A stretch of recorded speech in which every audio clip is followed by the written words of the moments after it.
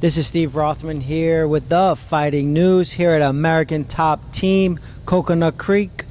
They've been telling me in the gym that it's the American Top Team. I'm here with the one and only strength and conditioning coach for American Top Team, Phil Daru. How you doing today, Phil?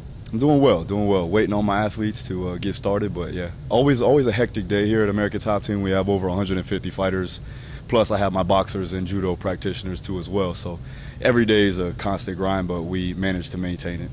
So who do you have scheduled for this hour?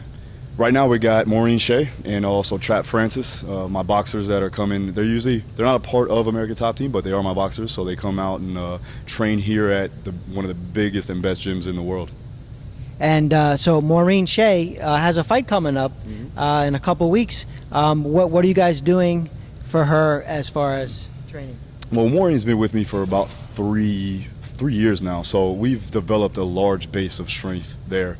She's strong, she's durable, she has great conditioning, so now we're just trying to hone in on the specific skills and the adaptations that are going to enhance her quality as a fighter. Basically meaning we're trying to work on power production through a longer duration, so repeated efforts of power so that she can be fast, be elusive, and have that one-punch knockout power that we're trying to look for, because she has to turn some heads in this next couple of years in her career, so we're looking to do that. Now, same box. Right back, go. Next box, quick. Don't pause, go. There you go. Next box. Next box. That's the next box. And what about Trap? You said you're training him as well. Yeah, Trap is always fun to train. As you can see, he's a lively individual. Very good characteristics of him. He's gonna be a star in the future, trust me. But the great thing about him is that he's very explosive. He's fast.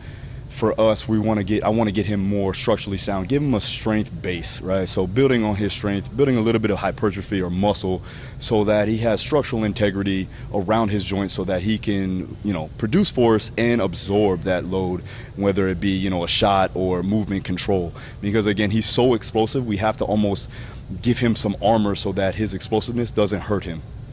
Yeah.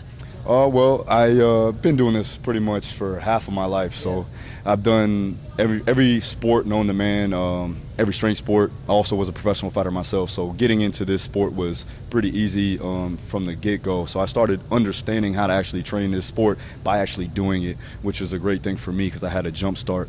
And then from there, started to understand the proper means to train and periodize and make sure the programs are set for the individuals and for the specific means of the sport. The sport's kind of different. When you're talking about MMA, it's a multi-faceted sport. There's multiple bioenergetic demands of the sport that has to be trained. There's multiple modalities of training, so fatigue management comes into play, and then also structuring out a solid system so that they can get what they need and make sure that they're not overtraining themselves. Now, do you write down a program for every single person? Because I know you train like 95 people here. Yeah, it would be pretty difficult for me to do, but I do have a system in place. If you look over on my wall there, the system remains the same, but the way we go about integrating that system is subjective per individual. So whether that be, in camp, out of camp, there's a set system in place, but then the exercises and the rhythms and different methodologies are catered towards the individual. So yeah. It's all up here in your head. No, I do have it on. I can't have everything up. If I have too much in my head, I'm probably going to be, going crazy. But I do have it all, written down and on my computer and ready to go when necessary. Okay, so who do you think in this gym is the baddest person around that you would not want to see in the street? You're going to get me in trouble for this one. See, I don't know.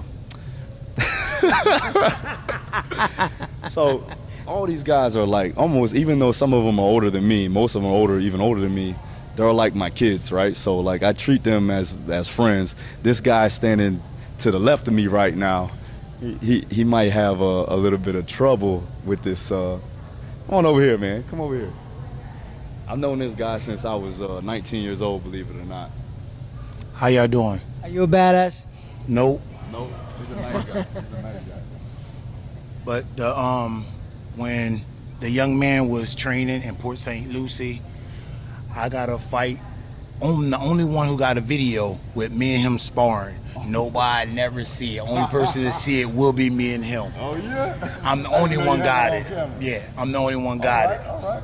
And you can see his little moves are so funny, it's so cute. And you'll see me because I can't hit him hard. So Yeah, it was 160 that, pounds. So that means this is why I became the M1 heavyweight champion, because everybody in Port St. Lucie was smaller than me. So I had to keep up with them. So I'm a heavyweight trying to keep up with all the little guys who hit hard. So that's what made me the better fighter who I am, because trying to catch up with these little guys, and they fast and they hit hard, and talking about something, you a heavyweight, you could take it. That shit still hurt. And his training technique, Deuce. What that he trained you in has helped you the most? My hips, everything. My hips, because he pushed my hips when we was in Port St. Lucie. Nobody didn't understand the dynamics of my hips, because everybody's hips is different. And I got a big trunk and I swing for the fences, and he showed me how to work out for it. And check it out. The way he's able to produce that force and power is through his hips, right? So again, he has to have optimal range of motion, but also torque, right? So we created torque, and he's the best to do it. You know what I mean? When it comes down to throwing his hooks, throwing his overhands, he can create that torque and that overall, that in that transverse plane, he can create that rotation, and that's going to be important when you're talking about creating that optimal power production. Some people just have the touch of death. A lot of guys, you see it. He's one of those guys. But if you can enhance that with proper means of performance, training, then obviously we're going to go ahead and try to do that. Who's the baddest ass in the gym? Probably Dan Lambert. Very true. And then I'm part number 2. No, that's a One good and answer. two. That's a good answer. 1 and 2. Here we go. Thanks, Deuce. Deuce Gardner, people. Do you have a number one? Do we have a number one in the gym that you wouldn't want to see in an alley? Nah, I mean, honestly, these guys are all awesome. You know what I mean? But at the end of the day, we got a bunch of tough guys. You got Jorge Masvidal, you got Junior Dos Santos, you got Dustin Poirier, you got Edson Barbosa. You got a bunch of killers in here. So it's really hard. I mean, even Renato Moicano, that guy is so underrated in my opinion. I think that he's one of the best guys in the gym, and to be honest, when it comes down to MMA. And then with the girls, you got Joanna Jędrzejczyk, baddest female on the planet in my opinion. Amanda Nunes, one of the baddest people on the planet, not just female. Yeah, for sure, without a doubt, and a great individual, a great person. So I can't say nothing less. Well, after seeing Amanda Nunes' last fight, I don't want to see her in an alley. Yo, if you're talking about punching power, she has true punching power. So it's fun to watch when I get to see her in live form every day. So it's cool. Yeah. So we got Maureen Shea just walked in the door. I know you got a bunch of stuff for her to train. Okay. All right, yeah, you can find me at Daru Strong is my Instagram, at Daru Strong is my Twitter, and then DaruStrong.com is my website. There you go. You heard it here. The Fighting News at American Top Team, here with the #1 strength and conditioning coach, Phil Daru. Thank you so much for your time. No problem. And we're going to watch you, see what you can do for these guys here. Let's do it. All right, let's go.